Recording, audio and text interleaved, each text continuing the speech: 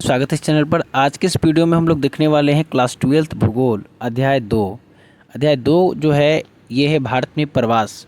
ठीक है फ्रेंड्स, चलिए इससे बनने वाले हम लोग 100 इंपॉर्टेंट प्रश्नों को देखते हैं। देखिए पहला प्रश्न जो है पूछा गया है कि भारत में प्रवास के दो मुख्य प्रकार कौन कौन से हैं। तो आपको याद रखना है कि भारत में प्रवास के दो मुख्य प्रकार एक आंतरिक प्रवास है, दूसरा अंतर्राष्ट्रीय प्रवास है। अगर प्रवास समझ में नहीं आता है कि क्या है तो समझा देते हैं। देखिए, जब कोई व्यक्ति एक स्थान से दूसरे स्थान जाता है या आता है तो आने जाने की प्रक्रिया प्रवास कहलाती है। और प्रवास भारत में मुख्यतः दो प्रकार की है, आंतरिक और अंतर्राष्ट्रीय प्रवास। आंतरिक प्रवास क्या है तो याद रखिएगा कि राज्य के यानी देश के भीतर एक राज्य से दूसरे राज्य में जो जाते हैं लोग या एक शहर से दूसरे शहर लोग जाते हैं, ये आंतरिक प्रवास में आता है। अंतर्राष्ट्रीय प्रवास में याद रखिएगा कि जब लोग बहुत देशों के बीच जाते हैं तो उसे क्या कहा जाता है, अंतर्राष्ट्रीय प्रवास में आते हैं। ठीक है, अगला देखिए, भारत के किस पड़ोसी देश में सबसे अधिक अप्रवासी आए हैं। भारत के किस पड़ोसी देश से सबसे अधिक अप्रवासी भारत आए हैं तो बांग्लादेश से आए हैं। ठीक है, अगला डेटा देखिए, वर्ष 2011 की जनगणना के अनुसार भारत में कुल कितने अप्रवासी थे तो 45 करोड़, लगभग 45 करोड़ थे 2011 की जनगणना के अनुसार। भारत में प्रवास की दो मुख्य धाराएं कौन कौन सी हैं तो देखिए, भारत में प्रवास की दो मुख्य धाराएं कौन कौन सी हैं तो एक लोग गाँव से गाँव जाता है और दूसरा गाँव से शहर जाता है। तो कौन कौन सी मुख्य धाराएं हैं तो गाँव से गाँव और गाँव से शहर। ठीक है, चलिए अगला देखिए, भारत में प्रवास की किस धारा में महिलाओं की संख्या सबसे अधिक है। तो आपको याद होगा गांव से गांव में सबसे अधिक महिलाओं की संख्या 70% महिलाएं जो है विवाह के द्वारा प्रवासित होती है। ठीक है, अगला है, गांव से शहर की ओर प्रवास का मुख्य कारण क्या है तो रोजगार का तलाश है। ठीक है, पुरुष प्रवास का मुख्य कारण पूछेगा तो काम और रोजगार। ठीक है, देखिए अगला प्रश्न है कि महिला प्रवास का मुख्य कारण क्या है तो महिला प्रवास का मुख्य कारण अभी बताएं, विवाह है। भारत के किस राज्य में सबसे अधिक अप्रवासी आए हैं। भारत के किस राज्य में सबसे अधिक प्रवासी आए हैं तो महाराष्ट्र में। भारत के किस राज्य में सबसे अधिक लोग बाहर गए हैं तो बिहार और उत्तर प्रदेश के लोग जो हैं सबसे अधिक बाहर गए हैं, ये याद रखिएगा। प्रवास के कितने मुख्य कारक होते हैं तो प्रवास के दो मुख्य कारक होते हैं, एक प्रतिकर्ष कारक होता है, एक अपकर्ष कारक होता है। प्रतिकर्ष कारक में ध्यान रखना है, जिन कारकों से लोग उस स्थान को छोड़कर बाहर जाते हैं उसे कहते हैं प्रतिकर्ष कारक, और जिन कारकों से लोग उस स्थान पर आते हैं, किसी नए स्थान पर आते हैं तो उसे कहते हैं अपकर्ष कारक। तो देखिए, बेहतर स्वास्थ्य व्यवस्था, बेहतर शिक्षा, ये अपकर्ष कारक में आएगा, और स्वास्थ्य सुविधा की निम्न दशा ये प्रतिकर्ष कारक में आएगा, महामारी प्रतिकर्ष कारक में आएगा। ठीक है, चलिए अगला देखिए, हम लोग वो भी प्रश्न देख लेते हैं। अगला जो है प्रश्न है कि प्रतिकर्ष कारक क्या होते हैं। तो देखिए, प्रतिकर्ष कारक क्या होते हैं समझा देते हैं। तो प्रतिकर्ष कारक जो लोग अपना निवास स्थान छोड़ने के लिए मजबूर करते हैं। ठीक है, जो लोगों को अपना निवास स्थान छोड़ने के लिए मजबूर करते हैं, जैसे बेरोजगारी, गरीबी, प्राकृतिक आपदाएं, ये सब प्रतिकर्ष में आता है। अपकर्ष कारक क्या होते हैं तो देखिए, जो लोगों को किसी विशेष स्थान की ओर आकर्षित करता है, जैसे बेहतर रोजगार, शिक्षा, स्वास्थ्य सेवा, ये सब किस में आएगा, अपकर्ष कारक में आएगा। अगला देखिए, प्रवास के आर्थिक परिणाम क्या है तो याद रखिएगा, प्रवास का आर्थिक परिणाम क्या है तो धन प्रेषण और श्रम शक्ति में असंतुलन। ठीक है, तो देखिए प्रवास का जो आर्थिक परिणाम क्या है कि इससे धन तो प्रेषण होता ही है, यानी कि विदेशों से जो पैसा आता है उसे धन प्रेषण या रेमिट्स कहा जाता है, उसको याद रखिएगा। ठीक है, और श्रम शक्ति में असंतुलन कैसे पैदा होता है, जब मान के चलिए यूपी और बिहार के लोग दूसरे राज्यों में चल जाते हैं तो यहाँ श्रम शक्ति में कमी आ जाती है, और जिन राज्यों में ज़्यादा चल जाते हैं वहाँ श्रम शक्ति की अधिकता हो जाती है, तो श्रम शक्ति में असंतुलन भी पैदा हो जाता है। ठीक है, चलिए अगला प्रश्न देखिए, प्रवास के सामाजिक परिणाम क्या होते हैं तो प्रवास के सामाजिक परिणाम क्या होते हैं तो नए विचारों का प्रसार होता है इसमें। ठीक है, नए विचारों का प्रसार होता है और सामाजिक सहिष्णुता में वृद्धि होता है इससे, ये सामाजिक परिणाम है। वही पूछा जाएगा, प्रवास के पर्यावरणीय परिणाम क्या होता है तो शहरी क्षेत्र में भीड़ भाड़ होता है और प्रदूषण में वृद्धि होता है। अगला प्रश्न पूछा जाएगा कि भारत में किस वर्ष के बाद प्रवास की दर में वृद्धि हुई है तो 1971 के बाद प्रवास की दर में वृद्धि हुई है। देखिए फ्रेंड्स, ये वाला PDF आपको फ्री मिल जाएगा। ठीक है, इस चैनल के जो है डिस्क्रिप्शन में हम एक नंबर देंगे, उस पर मैसेज करके ये आप लोग क्या कर सकते हैं कि इस PDF को फ्री में ले सकते हैं। चलिए हम लोग नेक्स्ट प्रश्नों को देखते हैं। अगला है, भारतीय प्रवासी सबसे अधिक किस देश से में गए हैं तो भारतीय प्रवासी सबसे अधिक जो गए हैं संयुक्त अरब अमीरात और संयुक्त राज्य अमेरिका में गए हैं। देखिए अगला है कि रेमिट्स क्या है, वही बताए थे अभी कि विदेशों में काम करने वाले प्रवासी द्वारा अपने देश भेजे गए धन को रेमिट्स कहा जाता है। अगला देखिए, भारत के किस राज्य को सबसे अधिक रेमिट्स मिलता है तो केरल को याद रखिएगा, सबसे अधिक रेमिट्स मिलता है, विदेशी पैसा मिलता है। अगला है, आंतरिक प्रवास से कुछ विशेष जो फैक्ट है उसको देख लेना है। देखिए, भारत के ग्रामीण क्षेत्रों से शहरी क्षेत्रों में प्रवास का प्रमुख कारण क्या है तो भारत के ग्रामीण क्षेत्रों से शहरी क्षेत्रों में प्रवास का प्रमुख कारण जो है बेहतर स्वास्थ्य और बेहतर शिक्षा है। अगला है, भारत के शहरी क्षेत्रों से ग्रामीण क्षेत्रों में प्रवास की दर कम क्यों है? क्योंकि ग्रामीण क्षेत्रों में रोजगार के अवसरों में क्या है, कमी है, इस कारण। देखिए प्रश्न है, भारत के शहरी क्षेत्रों से ग्रामीण क्षेत्रों में प्रवास की दर कम क्यों है? तो आपको पता है कि रोजगार के अवसरों में ग्रामीण क्षेत्रों में कमी है। अगला है, भारत के कौन सा राज्य ग्रामीण से शहरी प्रवास का प्रमुख गंतव्य है? तो महाराष्ट्र है। ठीक है फ्रेंड्स, अगला प्रश्न सुनिए। अगला है, भारत में ग्रामीण से ग्रामीण प्रवास में महिलाओं की संख्या अधिक होने का कारण क्या है? तो ठीक है, तो इसका अधिक होने का कारण है विवाह। अगला है, भारत में से शहरी प्रवास किस कारण से होता है? तो रोजगार में बदलाव या पदोन्नति होता है। तो अगला देखिए प्रश्न है कि ग्रामीण से शहरी प्रवास के कारण शहरों में कौन सी समस्या पैदा होती है? तो झुग्गी झोपड़ियों का विकास होता है और नागरिक सेवाओं पर दबाव बढ़ता है। चलिए अगला प्रश्न देखिए, 1971 से 2011 तक भारत में प्रवास की किस धारा में सबसे अधिक वृद्धि हुई है? तो 1971 से 2011 तक भारत में प्रवास के गांव से शहर वाली जो धारा है, इसमें सबसे अधिक वृद्धि हुई है। भारत में आंतरिक राज्य प्रवास के प्रमुख कारण क्या है? तो भारत में अंतर्राज्य प्रवास के प्रमुख कारण आर्थिक असमानता और विकास के अवसरों की तलाश है। अगला प्रश्न देखिए, 2011 की जनगणना के अनुसार भारत में कुल प्रवासियों में से कितने प्रतिशत आंतरिक प्रवासी थे? तो 96% आंतरिक प्रवासी थे और 4% अंतर्राष्ट्रीय प्रवासी थे। अगला देखिए, अंतर्राष्ट्रीय प्रवास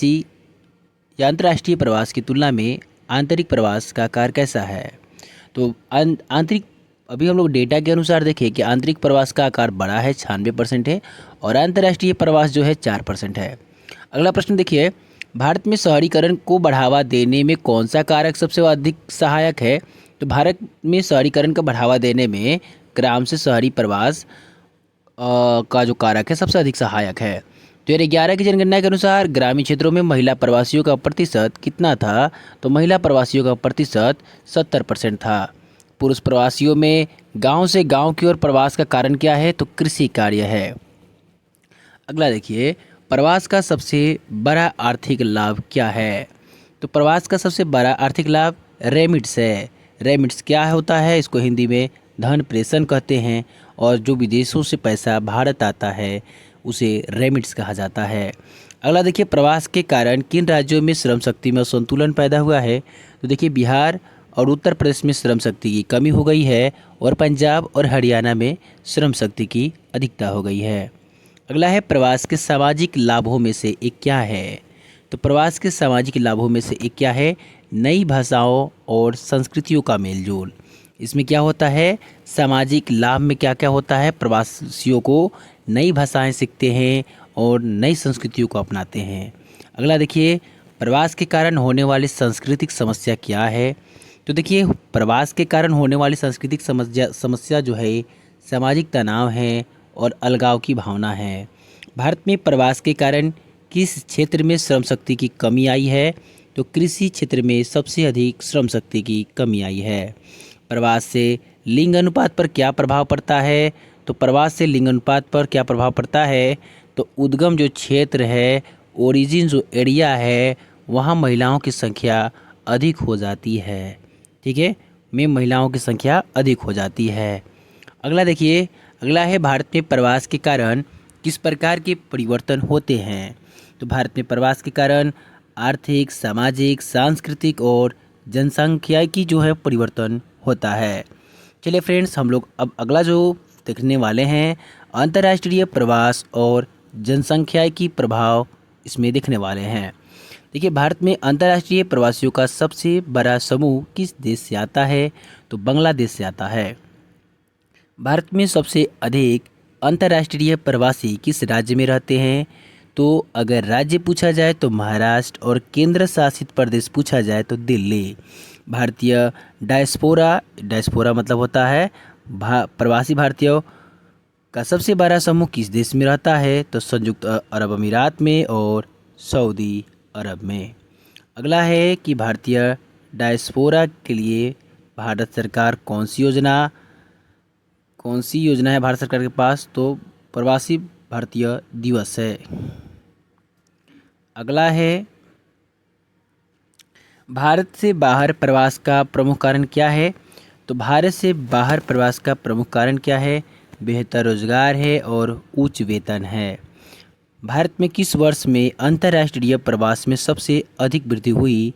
तो 1970 और 80 के दशक में खाड़ी देशों में तेल बूम के बाद अंतर्राष्ट्रीय प्रवास में सबसे अधिक वृद्धि हुई। अंतर्राष्ट्रीय प्रवास के कारण भारत का सबसे बड़ा लाभ क्या है भारत को? तो विदेशी मुद्रा का प्रवाह या रेमिट्स मिलता है।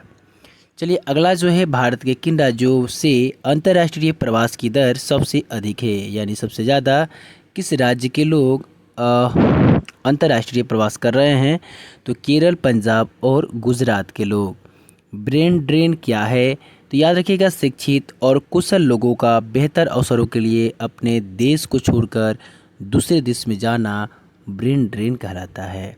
शिक्षित और कुशल लोगों का बेहतर अवसरों के लिए अपने देश को छोड़कर दूसरे देश में जाना ब्रेन ड्रेन कहलाता है, बता देंगे आप लोग। अगला है कि भारत में ब्रेन ड्रेन की समस्या सबसे अधिक किन क्षेत्रों में है? तो इंफॉर्मेशन टेक्नोलॉजी यानी सूचना प्रौद्योगिकी और चिकित्सा में है। अगला है कि अंतर्राष्ट्रीय प्रवास के सामाजिक परिणाम क्या हैं? आप लोग जानते हैं अंतर्राष्ट्रीय प्रवास का सामाजिक परिणाम क्या होगा? तो संस्कृति का आदान प्रदान होगा और विदेशों में भारतीय संस्कृति का प्रसार होगा। भारत में अंतर्राष्ट्रीय प्रवासियों की सबसे बड़ी समस्या क्या है? तो अवैध प्रवास और नागरिकता के मुद्दे हैं। अगला है 2011 की जनगणना के अनुसार भारत में कुल अंतर्राष्ट्रीय प्रवासियों की संख्या कितनी थी? तो भारत में अंतर्राष्ट्रीय प्रवासियों की संख्या जो थी 5.4 मिलियन था।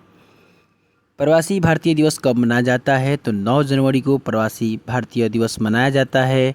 यह दिवस क्यों मनाया जाता है? तो महात्मा गांधी 9 जनवरी 1915 में दक्षिण अफ्रीका से भारत लौटने के याद में मनाया जाता है। अगला है, भारत में किस दशक में सबसे अधिक प्रवासी आए थे? तो 1947 की विभाजन के बाद जो है भारत में सबसे अधिक प्रवासी भारत आए थे। भारत में प्रवास का जनसांख्यिकीय प्रभाव क्या है? तो जनसंख्या घनत्व में परिवर्तन होता है। प्रवास का लिंग अनुपात पर क्या प्रभाव पड़ता है? तो जिस क्षेत्र से लोग जाते हैं वहाँ पुरुषों की संख्या कम हो जाती है। ठीक है फ्रेंड्स, भारत में प्रवास के कारण किस राज्य में लिंगानुपात असंतुलित हुआ है? तो हरियाणा पुरुष प्रवास के कारण जो है लिंगानुपात में असंतुलन पैदा हुआ है। प्रवास के कारण किस राज्य में जनसंख्या घनत्व बढ़ गया है? तो मुंबई और महाराष्ट्र जो है वहाँ पे प्रवास के कारण जनसंख्या घनत्व बढ़ गया है। प्रवास के कारण और परिणाम से हम लोग देखते हैं कौन कौन से प्रश्न बन सकता है। अगला देखिए प्रश्न है कि ग्रामीण गरीबी प्रवास का कौन कारक है? तो प्रतिकर्ष कारक है। और शहरी क्षेत्रों में बेहतर शिक्षा सुविधा प्रवास का कौन सा कारक है? अपकर्ष कारक है। प्राकृतिक आपदा जैसे सूखा और बाढ़ किस प्रकार की प्रवास का कारण बनती है? तो प्रतिकर्ष कारक का कारण बनती है। अगला देखिए, ग्रामीण निर्धनता प्रवास का एक प्रमुख कारण है। यह कथन किसने कहा था? तो ये याद रखना है कि J.L. सिम्पसन ने कहा था। प्रवास के कारण किन क्षेत्रों में सामाजिक तनाव और संघर्ष बढ़ जाता है? तो शहरी क्षेत्रों में खासकर झुग्गी झोपड़ियों में सामाजिक तनाव और संघर्ष बढ़ जाता है। प्रवास का पर्यावरण पर क्या नकारात्मक प्रभाव पड़ता है? तो भीड़-भाड़, गंदगी और जलमल निकासी की समस्या पैदा हो जाती है। चलिए अगला देखिए, भारत में प्रवास के कारण कौन से रोग फैल सकते हैं? भारत में प्रवास के कारण कौन से रोग फैल सकते हैं? तो हैजा, टाइफाइड जैसी बीमारियां फैल सकती हैं। प्रवास के कारण शहरी क्षेत्र में किस प्रकार की समस्या उत्पन्न होती है?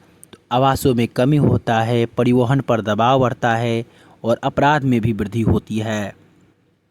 प्रवास के कारण ग्रामीण क्षेत्रों पर क्या सकारात्मक प्रभाव पड़ता है?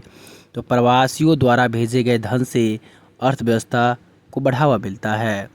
चलिए अगला देखिए, अगला है कि प्रवास के कारण ग्रामीण क्षेत्रों पर क्या नकारात्मक प्रभाव पड़ता है? तो प्रवास के कारण ग्रामीण क्षेत्रों पर युवा और कुशल श्रम शक्ति में कमी आती है। ठीक है। प्रवास का सांस्कृतिक परिणाम क्या है? तो विभिन्न संस्कृतियों का मिश्रण होता है। प्रवास में अलग अलग रहन सहन के लोग एक साथ मिलते हैं। क्या प्रवास का बच्चों पर कोई नकारात्मक प्रभाव पड़ता है? तो देखिए हाँ, प्रवास का बच्चों पर नकारात्मक प्रभाव पड़ता है। शिक्षा और स्वास्थ्य सेवाओं तक पहुंच में कमी हो जाती है। क्या प्रवास से पारिवारिक संरचना में बदलाव आता है? तो हाँ, एकल परिवारों की संख्या में वृद्धि होती है। प्रवास के कारण किस राज्य में कृषि उत्पादन पर नकारात्मक प्रभाव पड़ सकता है? तो बिहार में पड़ सकता है। प्रवास के आर्थिक लाभों में से क्या है? अर्थव्यवस्था में वृद्धि। ठीक है, अगला देखिए फ्रेंड्स, अगला है प्रवास के सामाजिक परिणाम क्या है? तो देखिए, प्रवास का जो सामाजिक परिणाम है वो याद रखना है कि नई संस्कृतियों के संपर्क से लोगों की सोच में बदलाव आता है। प्रवास के जनसंख्याकी परिणाम क्या है? तो प्रवास का जनसंख्याकी परिणाम जनसंख्या घनत्व और संरचना में बदलाव है। प्रवास के कारण किस क्षेत्र में शहरीकरण को बढ़ावा मिलता है? तो गंतव्य क्षेत्र में शहरीकरण को बढ़ावा मिलता है। अगला है प्रवास के कारण कौन सा क्षेत्र सामाजिक सांस्कृतिक रूप से समृद्ध हो जाता है? तो गंतव्य क्षेत्र जो है प्रवास के कारण सामाजिक और सांस्कृतिक रूप से समृद्ध हो जाता है। प्रवास के कारण किस क्षेत्र में जनसंख्या का दबाव कम हो जाता है? तो प्रवास के कारण उद्गम क्षेत्र में जनसंख्या का दबाव कम हो जाता है।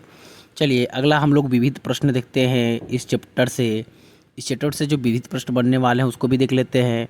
तो प्रवास के कितने प्रकार होते हैं? तो दो होते हैं, एक होता है स्थायी और दूसरा होता है अस्थायी। प्रवास शब्द का क्या अर्थ होता है? तो व्यक्तियों या समूहों का एक स्थान से दूसरे स्थान पर जाना होता है। भारत में प्रवास का सबसे पुराना रिकॉर्ड कब मिलता है? 1881 में मिलता है, जो भारत का प्रथम 10 वर्षीय जनगणना का वर्ष है। देखिए, क्या भारत में प्रवास की दर पुरुषों और महिलाओं में समान है?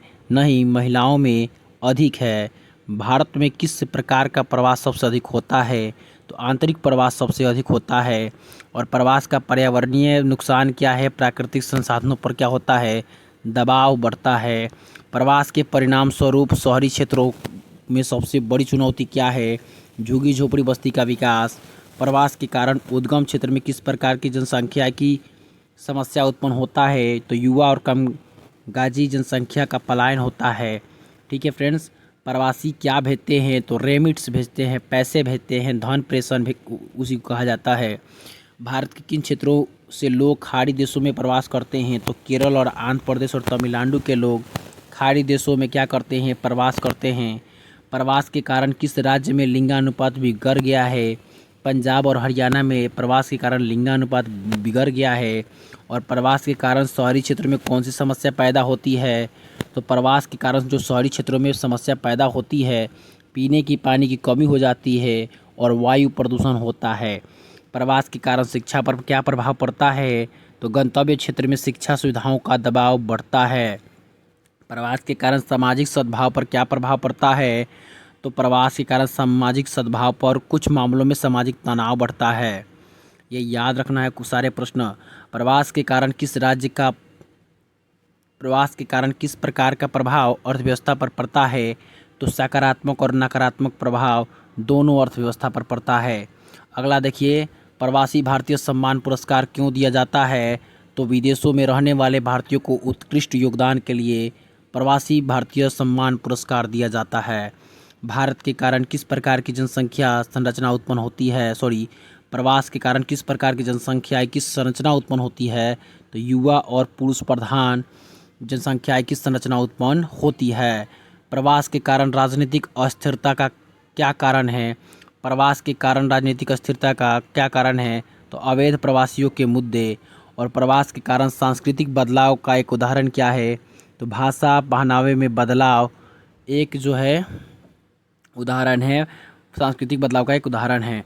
प्रवास से क्या होता है? तो मनुष्य के जीवन और क्षेत्र के विकास में परिवर्तन आता है। ये याद रखना है, मनुष्य के जीवन और क्षेत्र विकास में परिवर्तन आता है। तो फ्रेंड्स, इस चैप्टर का हम लोग इम्पोर्टेंट 100 प्रश्नों को कर लिए। ठीक है, ये सारे प्रश्न जो है बिहार बोर्ड के लिए इम्पोर्टेंट है। और अगर इन सारे प्रश्नों का PDF आप लोग को चाहिए तो इस नंबर पर मैसेज कर सकते हैं।